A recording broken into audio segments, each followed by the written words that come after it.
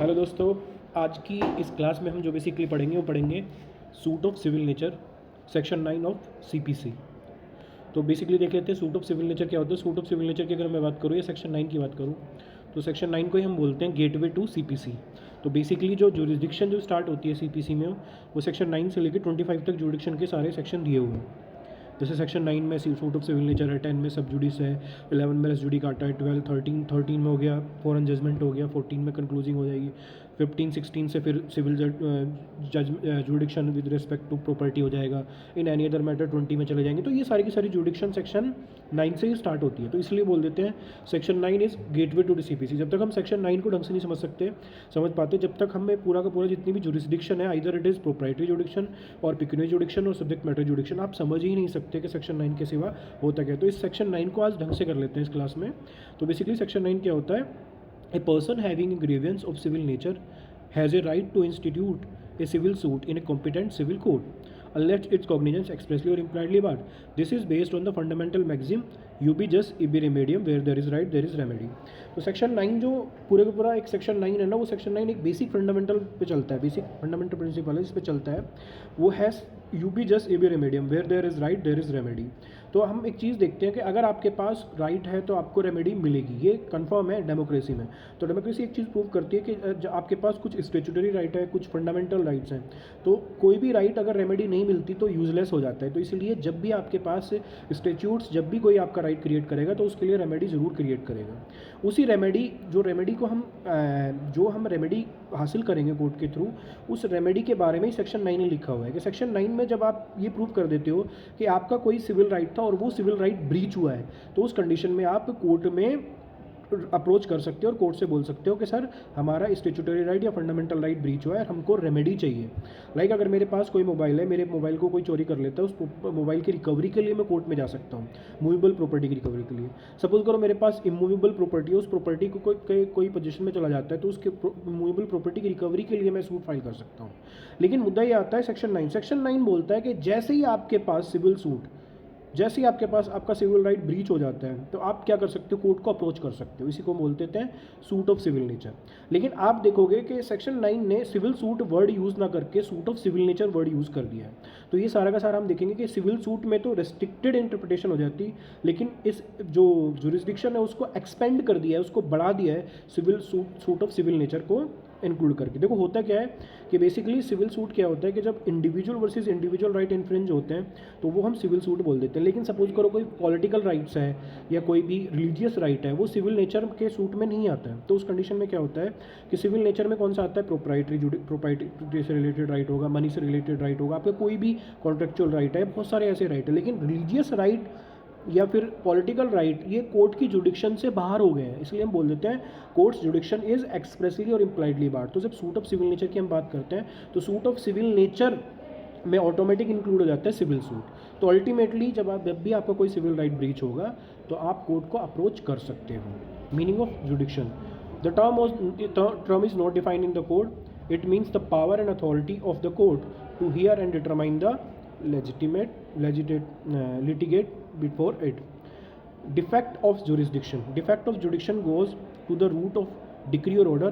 A decree passed without jurisdiction is nullity. Supreme Court in Kiran Singh versus Chavan Paswan.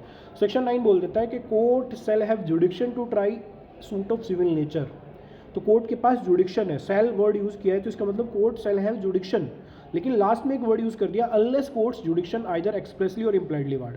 तो court की जुडिक्शन कभी कभी, suppose करो मैं सिविल जज बन जाता हूँ तो मेरी जुडिक्शन को कभी कभी कोर्ट बार कर देता है कि सपोज करो कोर्ट बोल देता है, हाई कोर्ट बोल देता है कि सिविल जज के पास जो जुडिक्शन है वो 5 लाख रुपये तक के मैटर ही सिविल जज सुन सकता है। अब अगर मैटर 6 लाख तक का है तो मेरी जुडिक्शन को एक्सप्रेसली बार कर दिया गया है।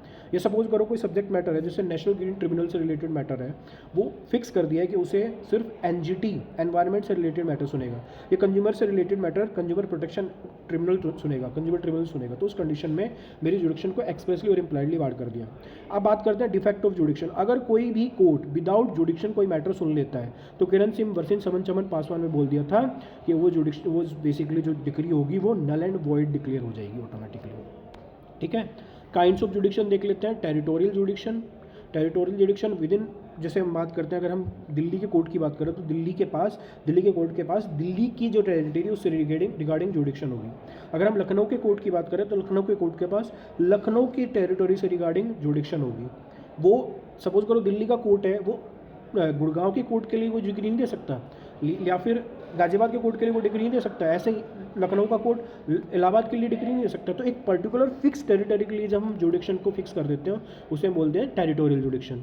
पिक्यूनियरी जुडिक्शन से रिलेटेड होता है, जैसे सपोज करो आपने हायरार्की ऑफ कोर्ट्स देखोगे तो हायरार्की ऑफ कोर्ट में पहले सिविल जज होता है, फिर डिस्ट्रिक्ट जज होता है, फिर हाई कोर्ट होता है, फिर सुप्रीम कोर्ट होता है। तो पिक्यूनियरी जुडिक्शन का मतलब है कि सपोज करो सिविल जज के पास जुडिक्शन है 5 लाख रुपये तक के मैटर सिविल जज सुन सकता है, उससे रिलेटेड उससे ऊपर 5 लाख से लेकर 2 करोड़ तक के मैटर डिस्ट्रिक्ट जज सुन सकता है। मैं एग्जाम्पल बता रहा हूँ, और 2 करोड़ से ऊपर तक के मैटर हाई कोर्ट सुन सकता है। तो जो पिक्यूनियरी जुडिक्शन है वो पैसे से रिलेटेड होती है, ऐसे ही बोलते हैं सब्जेक्ट मैटर जुडिक्शन। तो सब्जेक्ट मैटर जुडिक्शन की बात करें हम, सब्जेक्ट मैटर जुडिक्शन बेसिकली क्या होता है कि जब सब्जेक्ट मैटर फिक्स हो जाते हैं, जैसे मैंने बताया ना, एनवायरनमेंट से रिलेटेड मैटर एनजीटी के पास जाएंगे, कंज्यूमर से related matter consumer protection tribunal के पास जाएंगे। ऐसे civil and criminal jurisdiction, civil suit से रिलेटेड सिविल जुडिक्शन होती है, और क्रिमिनल जुडिक्शन सिविल क्रिमिनल से मैटर से रिलेटेड होती है। ऐसे बोलते हैं ओरिजिनल और अपीलेट जुडिक्शन। ओरिजिनल जुडिक्शन का मतलब है कि जब डायरेक्ट आप किसी कोर्ट को अप्रोच कर रहे हो, जैसे सपोज करो आपके पास 6 लाख तक का मैटर है, तो आप सिविल जज के पास तो जाओगे नहीं, आप डिस्ट्रिक्ट कोर्ट के पास जाओगे। तो जब डिस्ट्रिक्ट कोर्ट के पास आप डायरेक्ट जा रहे हो उसे बोलते हैं ओरिजिनल जुडिक्शन। अपीलेट जुडिक्शन, जब आप सिविल जज का कोई मैटर है उसके अगेंस्ट में आप अपील में जा रहे हो डिस्ट्रिक्ट कोर्ट के पास, तो उसे बोलते हैं अपीलेट जुडिक्शन। सेक्शन 9 बोल देता है, section 9 of the code lays down that court shall have jurisdiction to try all suit of civil nature except the suit which their cognizance is either expressly or impliedly barred. The provision so that every person has inherent right to institute a civil nature in case of any grievance. A suit for its maintainability requires no authority of law and it's enough that no statute bar it. तो basically होता क्या है कि जब भी आपका कोई भी सिविल राइट ब्रीच होता है तो कोर्ट में आप जा सकते हो और उस कोर्ट के पास जुडिक्शन होती है। इसको डिक्लेयर कौन कंसल्ट करता है? इसको डिक्लेयर कर रहा है सेक्शन 9। सेक्शन 9 ने आपको पावर दे दी है कि आप कोर्ट में जाओगे और कोर्ट में एक बात प्रूव करोगे कि आपका सूट सिविल नेचर का है। अब सूट ऑफ सिविल नेचर और सिविल सूट में डिफरेंस क्या होता है कि सिविल सूट में तो सिर्फ और सिर्फ सिविल राइट आपके सुने जाते हैं, लेकिन सूट ऑफ सिविल नेचर में आपके civil right as well as political right as well as religious right भी कोर्ट सुन सकता है। तो suit of civil nature word use करके कोर्ट की जुडिक्शन को एक्सपेंड कर दिया गया है, बढ़ा दिया गया है कि कोर्ट सिर्फ सिविल राइट तक ही अपनी जुडिक्शन को रेस्ट्रिक्ट नहीं रखेगा। कोर्ट अगर सिविल राइट के साथ साथ पॉलिटिकल राइट और रिलीजियस राइट भी ब्रीच हुए तो उसको भी सुन सकता है। A court has a jurisdiction to try suit if following two condition are fulfilled. It should be suit of civil nature. The cognizance of such suit should not be expressly implied by. तो मैंने suit of civil nature को difference बताया ना कि civil suit तो होता है कि सिर्फ सिविल राइट सुन रहे हैं, लेकिन सूट ऑफ सिविल नेचर में civil as well as political और रिलीजियस राइट को भी कोर्ट सुन लेता है। उसके सिवा अगर हम बात कर देते हैं एक्सप्रेसली और इम्प्लाइडली बार्ड, मैं अगर सिविल जज बन जाता हूँ मेरी जुडिक्शन को एक्सप्रेसली बार्ड कैसे कर दिया जाएगा कि एनवायरमेंट से रिलेटेड मैटर सिविल जज नहीं सुन सकता। तो वो कहाँ लिखा हुआ है? एनवायरमेंट प्रोटेक्शन एक्ट में। कौन सुनेगा? वो सुनेगा एनजीटी। कंज्यूमर से रिलेटेड मैटर मैं नहीं सुन सकता सिविल जज, वो कौन सुनेगा? Consumer protection tribunal. लेबर से रिलेटेड मैटर मैं नहीं सुन सकता, तो मेरी जुडिक्शन को एक्सप्रेसली बार्ड कर दिया गया। इम्प्लाइडली बार्ड की मेरी जुडिक्शन डायरेक्ट तो बार्ड नहीं है, लेकिन मेक मैटर ऐसा है जो पहले से ही डिसाइड हो चुका है, मैं उस मैटर को दोबारा नहीं सुन सकता क्योंकि इस पे सेक्शन 11 रेस जुडिकाटा लग जाएगा। डायरेक्टली कहीं भी नहीं लिखा हुआ एक्सप्रेसली, लेकिन इम्प्लाइडली मेरी जुडिक्शन को बार्ड कर दिया गया। ठीक है। What is civil nature? The term civil nature has not been defined in the code. The suitage of civil nature if the principal question relates to determination of civil right and enforcement. तो principal question की बात करें, जैसे suppose करो एक matter है, एक matter में क्या हुआ कि मेरे को मेरे घर से निकाल दिया गया क्योंकि मैं रिलीजियस राइट परफॉर्म नहीं कर रहा था और मेरे पॉलिटिकल राइट भी छीन लिए। तो सिविल कोर्ट के पास मैं नहीं जा सकता क्योंकि इस कंडीशन में, क्योंकि रिलीजियस राइट में कोर्ट कभी ये नहीं बोलेगा कि मेरे को पूजा करनी है नहीं करनी है।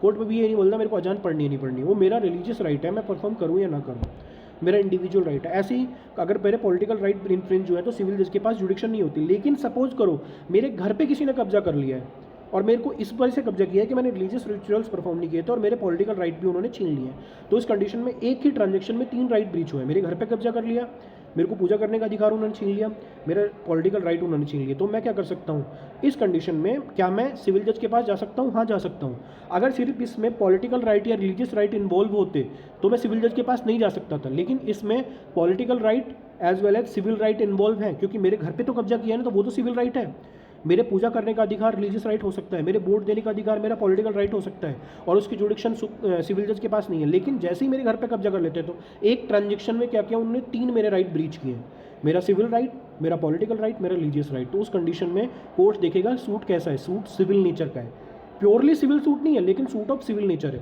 और इसलिए बोल देते हैं principal question involve is related to suit of civil nature. Civil right means private rights and remedies as distinguish from criminal political right. तो प्राइवेट राइट की अगर हम बात करें इंडिविजुअल वर्सेज इंडिविजुअल की, तो वो होता है civil right. Subject matter of the suit, not the status of the parties determines from the whether the suit is civil nature or not.